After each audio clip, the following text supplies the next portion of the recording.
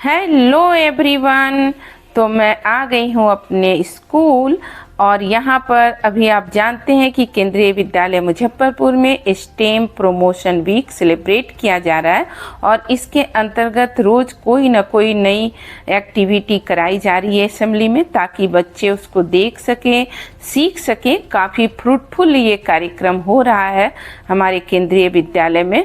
वैसे केंद्रीय विद्यालय संगठन के अंतर्गत जितने केंद्रीय विद्यालय आते हैं सबों में ये कार्यक्रम एक साथ इसी डेट पर किया जा रहा है। ये वीक हर जगह मनाया जा रहा है, सेलिब्रेट किया जा रहा है। तो आज हम लोग देखते हैं कि असेंबली में बच्चे इस स्टेम प्रमोशन वीक के अंतर्गत कौन सा कार्यक्रम करते हैं और उनका परफॉर्मेंस कैसा है। Good morning to all of the student of this विद्यालय।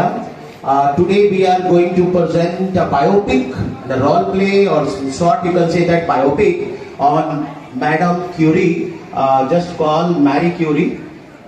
तो आज हम आपको एक सूचना दे रहे हैं कि आपकी मॉर्निंग असेंबली में हमारे विद्यालय की तरफ से हमारे साइंटिफिक नेचर के बच्चे आज स्टेम प्रमोशन वीक के उपलक्ष्य में, आज 4th डे है इस वीक का, तो आज 4th डे में हमारे साथ आपके सामने इस स्टेज पे आने जा रहा है मैडम क्यूरी की।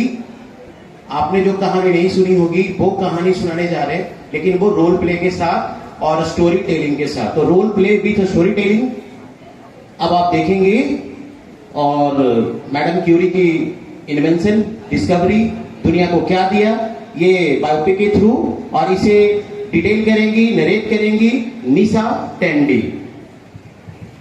सुप्रभात। 160 वर्ष पूर्व कुछ बच्चे लड़के लड़कियां पोलैंड के एक नगर में दौड़ रहे थे। वहां एक जिप्सी औरत थी। वहां एक लड़की दौड़ रही थी, उसे रोक लिया, पकड़ लिया, अनानास बिना किसी कारण के, कहा अपना हाथ दिखाओ। मजबूरी में उस लड़की को अपना हाथ दिखाना पड़ा। तब उस जिप्सी औरत ने कहा, तुम बहुत कामयाब बनोगी, तुम्हारा दुनिया में बहुत नाम होगा। यह सुनकर बाकी सभी बच्चे हंसने लगे कि ये तो महारानी बनेगी महारानी, लेकिन महारानी से भी ज्यादा प्रसिद्ध होने वाली मैडम क्यूरी, जिनका नाम था मानिया स्लुडेस्को। उसी रात उस नन्ही बच्ची के मन में वही सवाल उसे बार बार परेशान कर रहा था, उसे सोचने पे बार बार मजबूर कर रहा था। कैसे होंगी? क्या मैं सच में रानी ही बनूंगी? कुछ और? हाँ, मैं एक साइंटिस्ट बनूंगी। चाहे दुनिया जो भी कहे, मैं पढ़ूंगी, समझूंगी और दुनिया को दिखा दूंगी। साइंटिस्ट यूनिक है ना, लेकिन परेशानी तो इस बात की थी कि उस समय महिलाओं को शिक्षा के अवसर नहीं थे, ना ही पोलैंड में और ना ही इंग्लैंड में। चल गए यूनिवर्सिटी ऑफ पेरिस अपने सपने को उड़ान देने। कई लोगों ने कहा साइंस, उसमें भी फिजिक्स और केमिस्ट्री लड़कियों के लिए नहीं है। लड़ी सबसे जिद थी कि हाँ साइंटिस्ट ही बनना है। उसी दौरान उनकी मुलाकात होती है मैरी क्यूरी से, जिनके विचार हूबहू उन्हीं के जैसे मिलते थे, उनके जैसे ही थे। आगे जाकर वे पति पत्नी भी बने। एक दिन मैरी क्यूरी अपने पति पेरी क्यूरी के साथ लैब में काम करते करते उन्हें कुछ को मिला, कुछ नया सा। देखो ये कुछ अलग सा लग रहा है। हाँ, कुछ तो अलग है।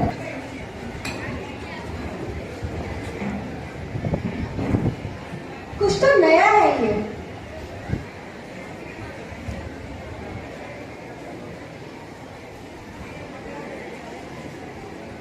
ये तो मुझे मैटर की नई प्रॉपर्टी लग रही है। तुम्हें क्या लगता है? हाँ, मुझे भी शायद ऐसा ही कुछ लग रहा है।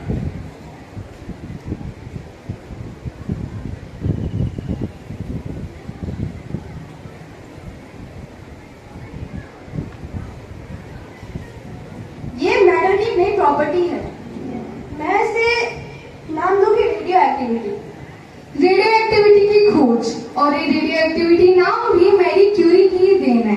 इसलिए सन 1903 में फिजिक्स में रेडियो एक्टिविटी खोज के लिए, उनकी संयुक्त शोध के लिए उन्हें मिला उनका पहला नोबेल प्राइज। जो कि उन्होंने अपने पति पेरी क्यूरी और प्रोफेसर हेनरी ब्रोकल के साथ साझा किया था। ये लीजिए अपना इनाम, इसके बारे में आप दो सर। मैं मैरी क्यूरी आप सबके सामने इस पुरस्कार को स्वीकार करती हूँ और अपने पति और प्रोफेसर हेनरी ब्रैकल के साथ इसको साझा करती हूँ और आपसे अनुरोध करती हूँ कि इस पुरस्कार के द्वारा जो मिले गए जो धन राशि है उसे गरीब बच्चों की परवरिश और शिक्षा में प्रदान करें। धन्यवाद। पहला कपल जिसको नोबेल प्राइज मिला ईमानदार थी और परिश्रमी थी। धन मिला लेकिन उसे स्वयं के लिए खर्च नहीं किया, विज्ञान के लिए खर्च किया, विद्यार्थियों के लिए खर्च किया, संस्थाओं को दे दिया, परिवार को दे दिया, मित्रों को दे दिया। उन्होंने यह तक कहा कि मुझे कुछ मत दो, मुझे कोई नाम मत दो। 1903 में नोबेल प्राइज मिलने के बाद भी रेडियो एक्टिविटी पर रिसर्च करती चली, लेकिन कहते हैं ना खुशियां हमेशा नहीं रहती। सब अच्छा चल रहा था लेकिन 1906 में घोड़ा गाड़ी के नीचे आने से उनकी पति की मृत्यु हो गई।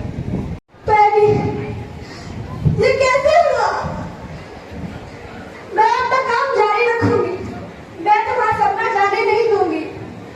उदास थी मगर दिल निश्चय किया कि अपने पति के काम को आगे बढ़ाऊंगी। रिसर्च करती चली गई।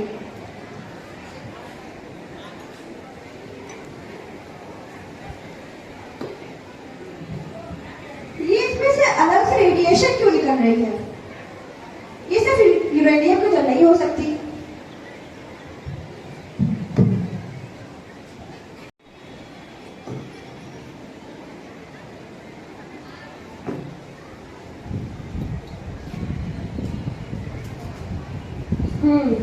ये इसमें से एक्सट्रैक्ट कैसे हो गया?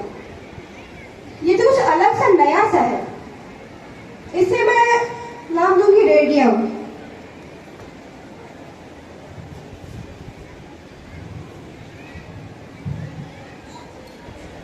और ये इसका भी कलर कुछ अच्छा अजीब सा लग रहा है। इसका नाम मैं क्या दूं? शायद अपने होम टाउन के नाम पर। हाँ, मैं अपने होम टाउन के नाम पर इसका नाम दूंगी, पोलैंड। पोलेनियम, इसका नाम आज से पोलेनियम रहेगा। जी हाँ, रेडियम एंड पोलेनियम की खोज, बल्कि रेडियम एंड पोलेनियम नाम भी मैडम क्यूरी की देन है। ये सब आप तो जानती होंगे कि रेडियम किस तरीके से कैंसर तक के किसी भी प्रकार के कैंसर तक के बैक्टीरिया को मार सकती है और ये रेडियम की औषधि भी मैडम क्यूरी की ही देन है। इसलिए 1911 में रेडियम एंड पोलेनियम की खोज के लिए केमिस्ट्री में उन्हें मिलता है उनका दूसरा नोबेल प्राइज। मैडम अरे ये तो वही महिला है ना जिन्हें फिजिक्स के क्षेत्र में भी पहले ही नोबेल प्राइज मिल चुका है। इस बार उन्होंने 2 नए पदार्थों की खोज की, रेडियम और पोलोनियम। इसके लिए मिला ये सम्मान। वाह, ये जमाना बदल रहा है, यहाँ महिला और पुरुषों में बराबरी आ रही है। मैडम क्यूरी जिन्होंने 2 नोबेल प्राइज जीते, इतनी परिश्रमी कि आज तक उनका ये रिकॉर्ड कोई नहीं तोड़ पाया। ये तो कुछ भी नहीं है, उनकी बेटी और दामाद को भी 1935 में आर्टिफिशियल रेडियो एक्टिविटी के लिए नोबेल प्राइज मिला था। एक ऐसा परिवार जहां 1 नहीं 2 नहीं 3 नहीं बल्कि 5 नोबेल प्राइज मिले थे। सब कुछ विज्ञान के लिए दांव पर लगा दिया। एक ऐसी व्यक्ति जिसे यश पैसा कुछ भी उनके सपने से कभी दूर नहीं कर पाया, वही महान थी मैडम क्यूरी। धन्यवाद।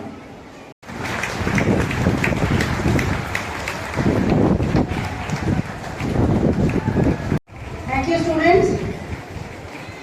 Under STEM for tomorrow, there will be activity on display of maths kit in the assembly, and there will be also essay writing on great mathematician of India.